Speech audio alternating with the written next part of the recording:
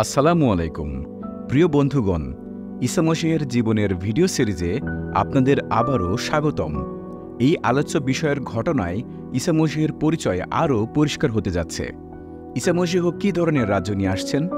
তিনি কি রাজনৈতিক নেতা হিসেবে রোমীয় কর্তৃপক্ষের অত্যাচার থেকে বনী ইসরায়েলদের রক্ষা করবেন?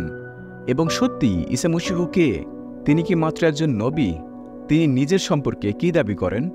আসুন আমরা এই সব প্রশ্নের উত্তর আবিষ্কার করতে মথি 16 অধ্যায় 1 থেকে পড়া শুরু করি। পরে কয়েকজন ফরিসি ও সদ্দুকী ঈসাকে পরীক্ষা করবার জন্য তার কাছে আসলেন এবং বেহেশত থেকে কোনো চিহ্ন দেখাতে বললেন। ঈসা জবাবে তাদের বললেন, সন্ধ্যা হলে আপনারা বলে থাকেন দিনটা পরিষ্কার হবে, কারণ আকাশ লাল হয়েছে, আর সকালবেলায় বলেন আজ ঝড় হবে, কারণ আকাশ লাল ও অন্ধকার হয়েছে। আকাশের অবস্থা আপনারা ঠিকভাবেই বিচার করতে জানেন, অথচ সময়ের চিহ্ন বুঝতে পারেন না।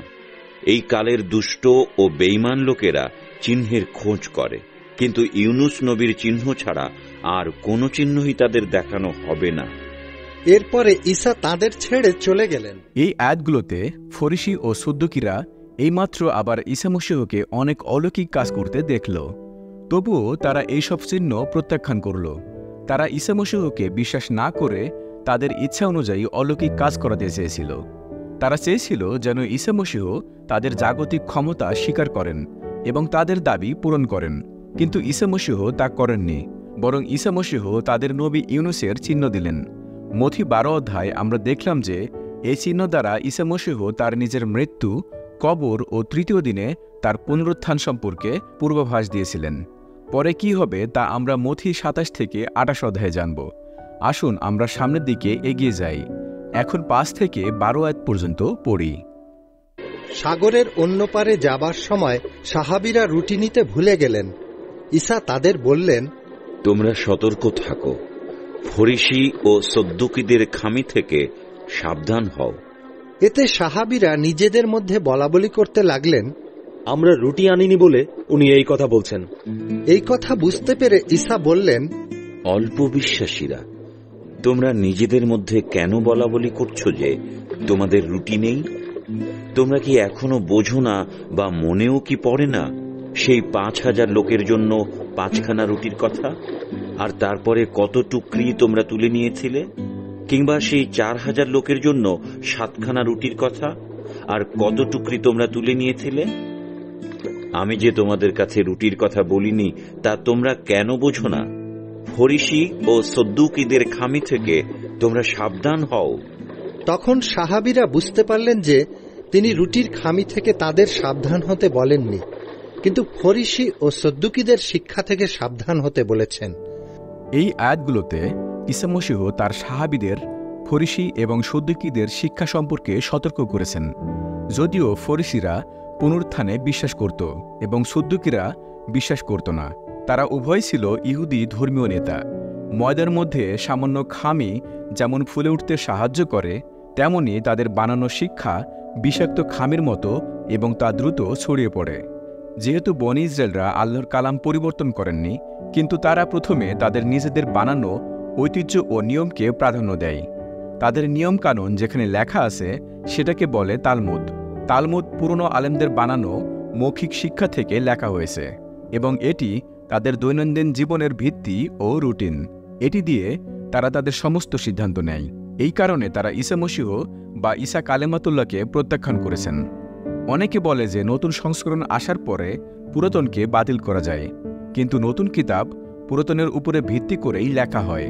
মাবুদ আল্লাহ এক এবং অপরিবর্তনীয়, তাই সমস্ত কালাম তারই এবং আজকেও আমাদের জন্য গুরুত্বপূর্ণ।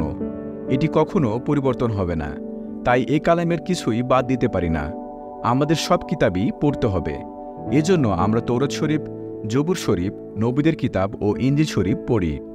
আমি অনেকবার এটা পড়েছি যেন মানুষের জন্য মাবুদ আল্লাহর পরিকল্পনা বুঝতে পারি। আমাদের আল্লাহর কালামকে প্রাধান্য দিতে হবে। পরে ঈসা যখন সিজারিয়া ফিলিপি এলাকায় গেলেন, তখন সাহাবীদের জিজ্ঞাসা করলেন, ইবনে আদম কে? এই বিষয়ে লোকে কি বলে? কেউ কেউ বলে আপনি তরিকাবন্দী দাতা ইয়াহিয়া, কেউ কেউ বলে ইলিয়াস নবী, আবার কেউ কেউ বলে ইয়ারমিয়া নবী বা নবীদের মধ্যে একজন। তখন তিনি তাদের বললেন, কিন্তু তোমরা কি বলো, আমি কে? শিমন পিতর বললেন, আপনি সেই মসীহ, জীবন্ত আল্লাহর পুত্র। জবাবে ঈসা তাকে বললেন, শিমোন ইবনে ইউনুস, মোবারক তুমি, কারণ কোনো মানুষ তোমার কাছে এটা প্রকাশ করেনি, আমার বেহেশতি পিতাই প্রকাশ করেছেন। আমি তোমাকে বলছি, তুমি পিতর, আর এই পাথরের উপরেই আমি আমার জামাত গড়ে তুলব। দোজকের কোনো শক্তি তার উপর জয়লাভ করতে পারবে না। আমি তোমাকে বেহেশতি রাজ্যের চাবিগুলো দেব, আর তুমি এই দুনিয়াতে যা বাঁধবে তা বেহেশতেও বেঁধে রাখা হবে, এবং যা খুলবে তা বেহেশতেও খুলে দেওয়া হবে। এরপরে তিনি তার সাহাবীদের সাবধান করে দিলেন যেন তারা কাউকে না বলেন যে তিনিই মসীহ। এই আয়াতগুলোতে ঈসা মসীহ এই প্রশ্ন জিজ্ঞেস করলেন, ইবনে আদম কে? এই বিষয়ে লোকে কি বলে? ঈসা মসীহ প্রায়ই নিজেকে ইবনে আদম হিসেবে উল্লেখ করতেন, যদিও এই উপাধি একজন মানুষের জন্য একটি সাধারণ শব্দ মনে হতে পারে, কিন্তু যারা তার এই কথা শুনছিল তাদেরকে নবী দানিয়েল ও নবী ইহিস্কেলের কথা তাদের মনে করিয়ে দিত। এই দুজন নবীদের কিতাবগুলোতে ইবনে আদমের কথা উল্লেখ করা আছে। দানিয়েল 7 অধ্যায় 13 থেকে 14 আয়াতে লেখা আছে, রাতের বেলায় আমার সেই স্বপ্নের মধ্যে আমি তাকিয়ে ইবনে আদমের মতো একজনকে আকাশের মেঘের মধ্যে আসতে দেখলাম। তিনি সেই বৃদ্ধজনের কাছে এগিয়ে গেলে পর তাকে তার সামনে নিয়ে যাওয়া হলো। সেই ইবনে আদমকে কর্তৃত্ব, সম্মান ও রাজত্ব করবার ক্ষমতা দেওয়া হলো, যেন সমস্ত জাতির, দেশের ও ভাষার লোকেরা তার সেবা করে। তার রাজত্ব চিরস্থায়ী, তা শেষ হবে না, আর তার রাজ্য কখনো ধ্বংস হবে না। এই আয়াতগুলোতে দানিয়েলের স্বপ্নে তিনি ইবনে আদমের মতো একজনকে দেখলেন, যার ঐশ্বরিক গুণাবলী আছে, সব ক্ষমতা তাকে দেওয়া হয়েছে এবং তার চিরস্থায়ী রাজ্য আছে। কিন্তু যারা মসীহর জন্য সতর্ক থাকত না, তাদের জন্য এটি সাধারণ শব্দের মতো মনে হতো।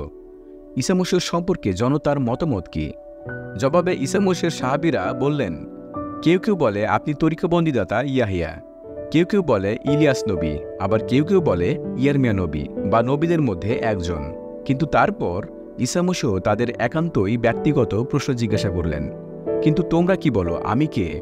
পিতর তাকে আরও মহান মনে করে বললেন, আপনি সেই মসীহ, জীবন্ত আল্লাহর পুত্র। এটা হলো খুবই গভীর, অর্থপূর্ণ উত্তর। হিব্রু ভাষায় মসীহর অর্থ হল আল্লাহর সেবার জন্য মনোনীত পবিত্র একজন। তারপর পিতর আরও বললেন, আপনি জীবন্ত আল্লাহর পুত্র, যা আরবিতে হল ইবনুল্লাহ। এর মানে হল যে পিতর বিশ্বাস করেছিলেন যে ঈসা মসীহ ইয়াহিয়া, ইলিয়াস বা ইয়ারমিয়ার নবীর মতো কোনো সাধারণ নবী বা হুজুর ছিলেন না। অবশ্যই পিতর বলতে চাননি যে আল্লাহর কোনো স্ত্রী আছে এবং ঈসা মসীহ সেই স্ত্রীর মধ্য দিয়ে এসেছেন। না, আসলেই মাবুদের কোনো স্ত্রী নেই। কিন্তু পিতর যখন বলেছেন যে ঈসা মসীহ আল্লাহর পুত্র, তিনি বলতে চেয়েছেন যে ঈসা মসীহ আধ্যাত্মিকভাবে আল্লাহর পুত্র, কারণ ঈসা মসীহ নিজেই ঐশ্বরিক সত্তা বহন করে, কারণ তিনি নিজেই আল্লাহর কালাম বা আল্লাহর বাণী। পিতর বিশ্বাস করলেন যে ঈসা মসীহ ঐশ্বরিক সত্তা বহন করেন। জবাবে ঈসা মসীহ পিতরকে কি উত্তর দিলেন? তিনি কি তাকে নিন্দা করলেন?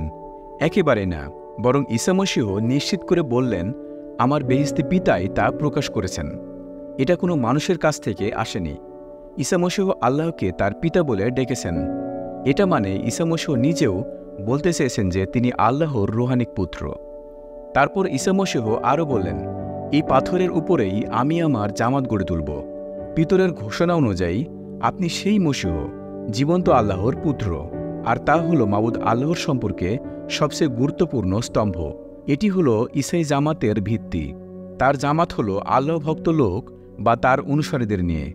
এই সত্য যদি কেউ অস্বীকার করে, তাহলে তারা জীবন্ত আল্লাহকেই অস্বীকার করে। অনেক লোক এই সত্যকে প্রত্যাখ্যান করে। অনেকেই বলে যে ইনজিল শরীফ বিকৃত বা রহিত হয়ে গেছে। কিন্তু প্রিয় বন্ধুগণ, এটা সত্য যে ইনজিল শরীফ বিকৃত হতে পারে না। সেজন্য মাবুদ আল্লাহর সত্যতা জানতে আমাদের মনে প্রাণে খোঁজ করতে হবে। তিনি কে তা আমাদের কেঁদে কেঁদে জীবন্ত আল্লাহকে জিজ্ঞাসা করতে হবে, যেভাবে ঈসা মসীহ তার সাহাবীদের জিজ্ঞাসা করলেন, কিন্তু তোমরা কি বলো, আমি কে? সেভাবে এখন কি আমি আপনাদের জিজ্ঞাসা করতে পারি যে আপনারা এখন কি মনে করেন, ঈসা মসীহ কে? যদি আপনারা এখনও নিশ্চিতভাবে এই সত্য না জানেন, তাহলে দয়া করে এই সপ্তাহে রোজা রাখেন ও মোনাজাত করেন, যেন আপনারা কোনটা সত্য তা আবিষ্কার করতে পারেন এবং মাবুদ আল্লাহকে পেতে পারেন। ঈমান ছাড়া আল্লাহকে সন্তুষ্ট করা অসম্ভব, কারণ আল্লাহর কাছে যে যায় তাকে ঈমান আনতে হবে যে আল্লাহ আছেন, এবং যারা তার ইচ্ছামতো চলে তারা মাবুদের হাত থেকে তাদের পাওনা পায়। এই অধ্যায়ের শেষ আয়াতগুলোতে ঈসা মসীহ দুটি খুব চরম কষ্টের বিষয়ে বললেন। আসুন তা জানতে 21 থেকে 28 আয়াত পর্যন্ত পড়ি। সেই সময় থেকে ঈসা তার সাহাবীদের জানাতে লাগলেন যে তাকে জেরুসালেমে যেতে হবে এবং বৃদ্ধ নেতাদের, প্রধান ইমামদের ও আলেমদের হাতে অনেক দুঃখ ভোগ করতে হবে। পরে তাকে হত্যা করা হবে এবং তৃতীয় দিনে মৃত্যু থেকে জীবিত হয়ে উঠতে হবে। তখন পিতর তাকে একপাশে নিয়ে গিয়ে অনুযোগ করে বললেন, হুজুর, এ দূর হোক, আপনার উপর কখনো এমন হবে না। ঈসা ফিরে পিতরকে বললেন, আমার কাছ থেকে দূর হও শয়তান, তুমি আমার পথের বাধা। যা আল্লাহর তা তুমি ভাবছ না, কিন্তু যা মানুষের তাই ভাবছ। এরপরে ঈসা তাঁর সাহাবীদের বললেন, যদি কেউ আমার পথে আসতে চায় তবে সে নিজের ইচ্ছা মতো না চলুক, নিজের ক্রুশ বয়ে নিয়ে সে আমার পিছনে আসুক। যে কেউ তার নিজের জন্য বেঁচে থাকতে চায় সে তার সত্যিকারের জীবন হারাবে, কিন্তু যে কেউ আমার জন্য তার প্রাণ হারায় সে তার সত্যিকারের জীবন রক্ষা করবে। যদি কেউ সমস্ত দুনিয়া লাভ করে তার বিনিময়ে তার সত্যিকারের জীবন হারায়, তবে তার কি লাভ হল? সত্যিকারের জীবন ফিরে পাবার জন্য তার দেবার মতো কি আছে? ইবনে আদম তার ফেরেশতাদের সঙ্গে নিয়ে তার পিতার মহিমায় আসছেন। তখন তিনি প্রত্যেক লোককে তার কাজ অনুসারে ফল দেবেন। আমি তোমাদের সত্যিই বলছি, এখানে এমন কয়েকজন আছে যাদের কাছে ইবনে আদম বাদশাহ হিসাবে দেখা না দেওয়া পর্যন্ত তারা কোনো মতেই মারা যাবে না। এই আয়াতগুলোতে ঈসা মসীহ এই দুটি চরম কষ্টের বিষয়ে বললেন। প্রথমে তিনি তার সাহাবীদের জানালেন যে তাকে জেরুজালেমে যেতে হবে এবং বৃদ্ধ নেতাদের, প্রধান ইমামদের ও আলেমদের হাতে অনেক দুঃখ ভোগ করতে হবে। পরে তাকে হত্যা করা হবে এবং তৃতীয় দিনে মৃত্যু থেকে জীবিত হয়ে উঠতে হবে। তার সাহাবীরা মনে করলেন যে যখন মসীহ আসবেন তিনি যুদ্ধ করে তাদের রোমীয়দের অত্যাচার থেকে রক্ষা করবেন। কিন্তু ঈসা মসীহ এই আয়াতগুলোর মধ্য দিয়ে তাদেরকে বলতে চেয়েছেন যে তিনি রাজনৈতিক নেতা হবেন না, বরং তিনি হবেন যন্ত্রণাদায়ক গোলাম। এটি হল মাবুদ আল্লাহর পরিকল্পনা যে ঈসা মসীহের মৃত্যু হবে, যেন তিনি তাকে জীবিত করে তুলতে পারেন। যদি এই ঘটনাটি সত্য হয় তাহলে এটি হল সবচেয়ে বাস্তব প্রমাণ যে সত্যি হজরত ঈসা হলেন মসীহ, জীবন্ত আল্লাহর পুত্র। মথি 27 থেকে 28 অধ্যায়ের ভিডিওতে আমরা এই ঘটনাটি পরে দেখব। দ্বিতীয়ত, ঈসা মসীহ বলেছেন যেন আমরাও তার মৃত্যুযাত্রায় অংশগ্রহণ করি। আমরা যদি তার অনুসারী হতে চাই তাহলে আমাদের নিজেদের ক্রুশ তুলে নিতে হবে এবং তাকে অনুসরণ করতে হবে। যদি কেউ সমস্ত দুনিয়া লাভ করে তার বিনিময়ে তার সত্যিকার জীবন হারায়, তবে তার কোনো লাভ নেই। ঈসা মসীহ আমাদের সমস্ত চিন্তাভাবনা ও মানসিকতা তাকে দিতে আহ্বান করেন। যারা ঈসা মসীহকে অনুসরণ করে তাদের জন্য একটি মহান পুরস্কার থাকবে। তিনি প্রতিশ্রুতি দিয়েছেন ইবনে আদম তার ফেরেশতাদের সঙ্গে নিয়ে তার পিতার মহিমায় আসছেন। তখন তিনি প্রত্যেক লোককে তার কাজ অনুসারে ফল দেবেন। আসুন আমরা যেন ঈসা মসীহকে বিশ্বাস করি এবং আমরা যদি তাকে সবকিছু দেই তাহলে অনন্ত জীবনের পুরস্কার পাব। এই সব হলো গভীর শিক্ষা। তাই এখন আমরা যা শিখেছি তা আবার একটু চিন্তা করি।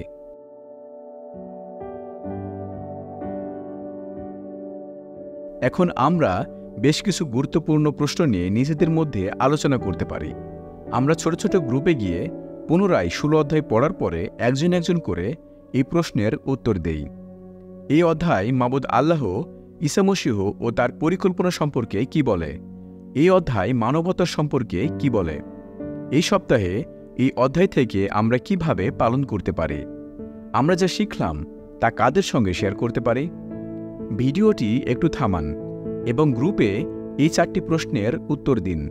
আপনারা আলোচনা করার পর নিচের মন্তব্যের জায়গায় আমাদের জানান মাবুদ আল্লাহ কি শিক্ষা দিতে চান।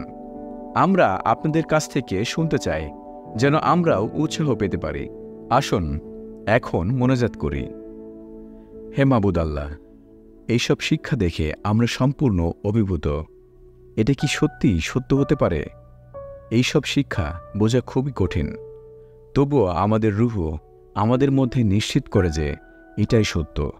সম্পূর্ণ ঈমানে থাকতে আমাদের সাহায্য করো। আমরা দেখতে পাই যে হযরত ঈসা সত্যি মসীহ এবং জীবন্ত আল্লাহর আধ্যাত্মিক পুত্র। তোমার কাছে সবকিছু সমর্পণ করার জন্য এবং ঈসা মসীহকে অনুসরণ করার জন্য আমাদের সাহস দাও। আমাদের তোমার সম্পর্কে বুঝতে আরও সাহায্য করো এবং আমাদের নিশ্চিত করো যে এইসব শিক্ষা সত্য। ধন্যবাদ মাবুদ আল্লাহ, ধন্যবাদ। এই মোনাজাত ঈসা মসীহের নামে চাই, আমিন। বন্ধুগণ, এই ভিডিওতে আমাদের সাথে যোগ দেওয়ার জন্য ধন্যবাদ। আমাদের চ্যানেলটি সাবস্ক্রাইব করুন এবং নোটিফিকেশনের জন্য বেল আইকনটি ক্লিক করুন।